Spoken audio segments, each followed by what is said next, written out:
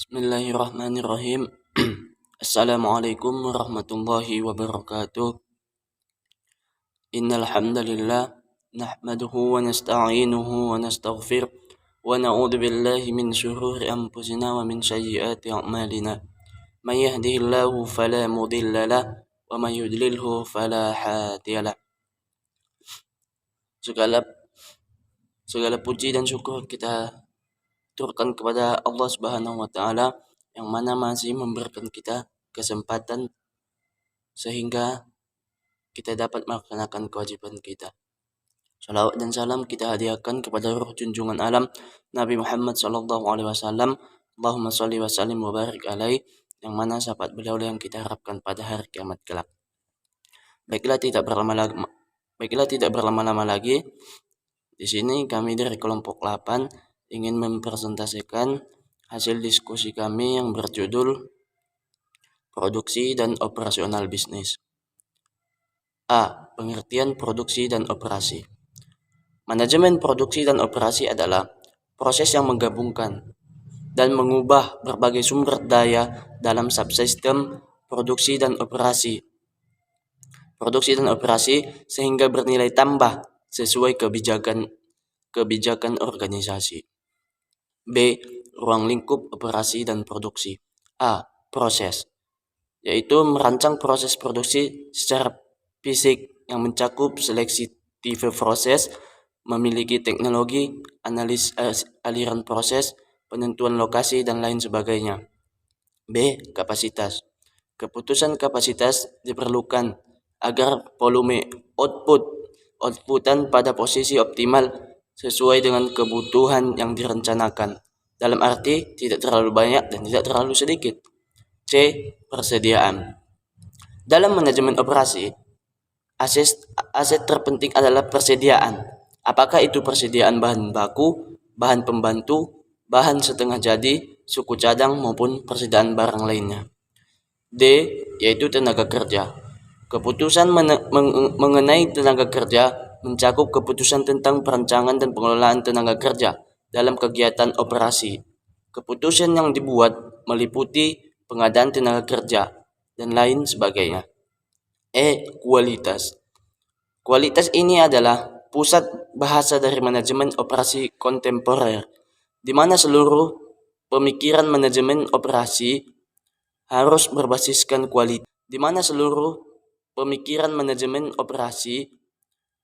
berbasiskan kualitas. Apapun produk dari jasa yang akan dihasilkan harus mampu mencirikan keunggulan kualitas.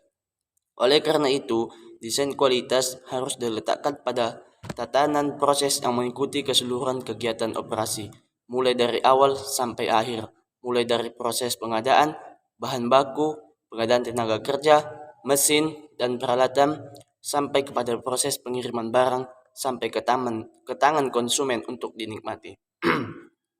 Adapun C. Fungsi manajemen operasional. Manajemen operasional bertujuan mencapai efisiensi yang lebih tinggi. Dia mencakup proses perencanaan, perorganisasian, pengawasan operasional bisnis untuk produktivitas yang lebih baik. Pengelolaan operasional juga bertujuan mengurangi biaya bisnis, menghindari pemborosan sumber daya. Untuk mencapai tujuan itu, pengelolaan operasional memiliki sejumlah fungsi di berbagai bidang, yaitu A. Di bidang keuangan. Bidang keuangan ini adalah komponen penting dalam pengelolaan operasional. Penting untuk memastikan bahwa seluruh keuangan telah digunakan sepenuhnya dan dijalankan dengan benar untuk memastikan penciptaan barang dan jasa yang optimal. B. Strategi.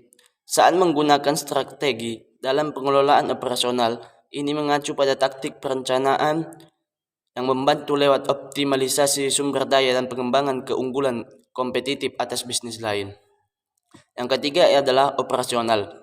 Inilah adalah fungsi dari manajemen operasional dan secara efektif akan membantu dalam mengubah bahan mentah dan usaha manusia menjadi barang layanan tahan lama dan dapat dimanfaatkan oleh umum. Yang keempat ialah desain produk. Dengan teknologi yang tersedia, penjualan produk menjadi lebih sederhana. Salah satu tugas pengelola operasional adalah memastikan bahwa produk dirancang dengan baik dan memenuhi kapasitas pasaran.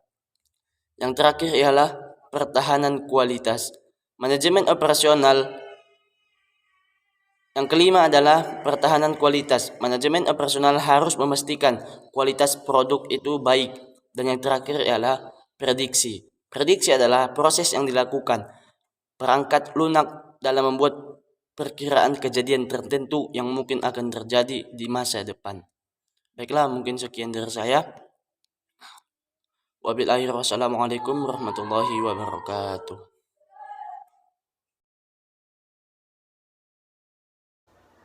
Assalamualaikum warahmatullahi wabarakatuh. Saya Erika akan melanjutkan materi dari kelompok 8, yaitu selanjutnya keterkaitan antara produksi dan operasi.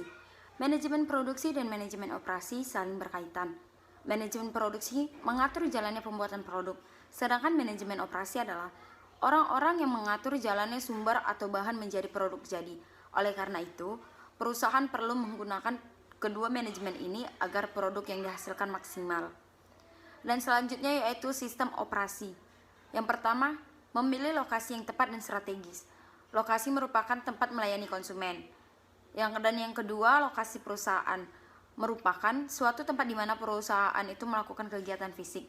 Contoh bentuk lokasi perusahaan adalah pabrik, tempat memproduksi barang. Dan selanjutnya yaitu jenis-jenis lokasi kantor usaha. Lokasi kantor usaha merupakan salah satu faktor yang penting bagi kelancaran jalannya office work. Yang pertama itu ada lokasi untuk kantor pusat. Lokasi kantor pusat digunakan sebagai tempat membuat perencanaan untuk berbagai kegiatan. Dan yang kedua, lokasi untuk pabrik. Pemilihan lokasi pabrik membutuhkan pertimbangan yang hati-hati dan memilih strategis yang benar, yaitu strategis untuk meminimkan biaya. Dan yang ketiga yaitu lokasi untuk gudang. Ada 6 kriteria untuk memilih lokasi gudang, yaitu yang pertama, biaya yang harus dikeluarkan. Itu terbagi dari harga, standar upah bagi pekerja, biaya transportasi, intensif pajak, dan handling cost. Dan yang kedua yaitu ada faktor eksternal, terbagi dari kebijakan pemerintah dan stabilitas politik dan keamanan. Dan yang ketiga aspek kerja, terbagi dari ketersediaan tenaga kerja, akses atau sarana transportasi bagi pekerja, dan hubungan industrial. Dan yang keempat yaitu infrastruktur, yang terbagi dari moda transportasi, sistem telekomunikasi, dan pasokan energi dan air. Yang kelima yaitu lingkungan letak geografis. Dan yang keenam pasar, yang terbagi dari pelanggan, penyedia bahan baku atau supplier, dan kecepatan dan daya tanggap. Assalamualaikum warahmatullahi wabarakatuh. Perkenalkan, nama saya Surwahyuni Rumanisi. Di sini saya akan melanjutkan presentasi dari teman saya yaitu Erika. Nah, di sini saya akan melanjutkan pembahasan tentang tipe-tipe toko dalam operasi bisnis. Nah, jenis-jenis dari tipe pengecer produk yang dijual adalah sebagai berikut. Yang pertama ada toko khusus, yaitu toko yang menjual jenis barang tertentu dengan berbagai macam variannya dengan jumlah persediaan barang yang sangat cukup, misalnya seperti toko baju, toko kue, toko sepatu, dan lain sebagainya. Yang kedua ada toko serba ada, yaitu toko yang menjual berbagai peralatan rumah tangga, alat kosmetik, mainan, peralatan olahraga, dan lain-lainnya seperti contohnya Ramayana dan Matahari Department Store. Yang ketiga ada pasar swalayan, yaitu toko yang menjual dengan berbagai macam kebutuhan rumah tangga sehari-hari, misalnya seperti Giant, Maju Bersama, dan Irian. Selanjutnya adalah toko kombinasi, yaitu toko retail yang merupakan kombinasi antara department store dan general store. Yang kelima ada hypermarkets, yaitu toko yang menjual berbagai barang seperti yang ada di department store dengan jumlah persediaan barang yang sangat lebih banyak. Yang terakhir ada toko diskon, yaitu toko yang termasuk dalam jenis department store. Macam-macam toko diskon, yang pertama ada factory outlet, adalah toko retail yang dimiliki dan dioperasikan oleh perusahaan manufaktur. Yang kedua ada independent of price, adalah toko yang dimiliki oleh divisi perusahaan atau pihak lain. Toko ini menjual barang-barang out of season, barang-barang sisa produksi, tentu saja dengan harga yang lebih rendah daripada toko retail lainnya. Yang ketiga ada klub gudang. Toko ini menjual barang kepada retail lain, industrial, komersial, atau profesional user yang lain, atau kepada pihak lain yang bertindak sebagai agen atau broker yang menjualkan kembali kepada pihak lain dengan jumlah yang sangat besar. Selanjutnya saya akan membahas tentang telekomunikasi dalam operasional bisnis. Saat ini, teknologi informasi bukan hanya berkembang dengan sangat pesat, tetapi juga sering mengalami perubahan yang sangat cepat. Hampir setiap detik selalu ditemukan penemuan baru dengan tujuan untuk menyempurnakan atau memperbaiki hasil teknologi sebelumnya. Manfaat teknologi informasi pada saat ini tidak hanya dipergunakan untuk kepentingan organisasi saja, tetapi juga untuk kebutuhan individu. Bagi organisasi, teknologi informasi dapat digunakan untuk mencapai keunggulan kompetitif. Sedangkan kebutuhan individu, teknologi dipergunakan untuk kepentingan pribadi seperti mencari kerja. Ada beberapa manfaat teknologi informasi dalam bidang bisnis. Yang pertama, munculnya peluang bisnis. Dengan semakin majunya teknologi dan informasi akan mendorong beberapa orang untuk menciptakan beberapa peluang yang sangat menguntungkan dan sebagai modal bisnis yang sangat menguntungkan. Yang kedua, mengurangi biaya produksi dan operasional. Kemajuan teknologi dan informasi dapat membantu perusahaan dalam mengurangi biaya produksi, sehingga perusahaan akan mendapatkan keuntungan yang lebih besar. Dengan mengeluarkan pengeluarannya sedikit dan mengurangi operasional, sehingga perusahaan dapat menambah jumlah produksi di setiap barang produksi.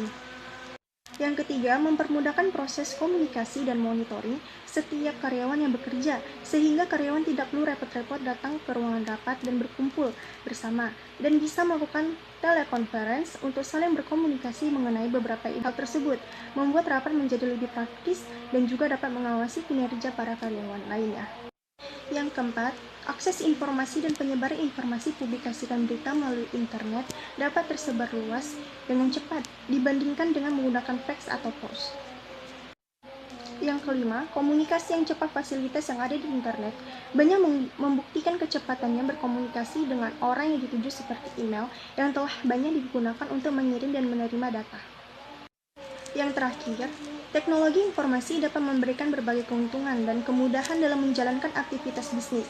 Namun, selain memberikan manfaat dalam bisnis, teknologi informasi juga dapat disalahgunakan dalam hal yang kurang baik. Oleh karena itu, untuk penggunaannya harus lebih bijak. ERP merupakan salah satu aplikasi perangkat lunak atau software yang di dalamnya termasuk sistem manajemen di dalam perusahaan. Adapun beberapa keuntungan dari penerapan teknologi informasi dan komunikasi pada suatu perusahaan atau organisasi, di antaranya adalah: yang pertama, semua sistem yang tadinya bersifat manual pada perusahaan atau organisasi tersebut berubah menjadi otomatis, sehingga dapat mengurangi biaya untuk tenaga kerja lainnya. Yang kedua, waktu pengerjaan dapat diselesaikan dengan cepat karena menerapkan teknologi informasi. Karena adanya penerapan teknologi informasi dapat mempersingkat rantai birokrasi. Yang ketiga, pengambilan keputusan akan menjadi lebih cepat. Hal ini disebabkan dengan adanya teknologi informasi dan komunikasi, maka data yang diperlukan akan cepat diperoleh. Yang keempat, penghematan biaya produksi dapat dilakukan dengan menerapkan teknologi informasi dan komunikasi. Untuk promosi, dapat dilakukan melalui online. Selain itu, para konsumen juga akan dapat melihat profil perusahaan atau organisasi dari mana saja. Yang terakhir, dengan memanfaatkan adanya teknologi informasi dan komunikasi, maka akan lebih mudah terintegrasi di seluruh kantor atau cabang perusahaan tanpa harus mengunjungi cabang secara persatu-satu.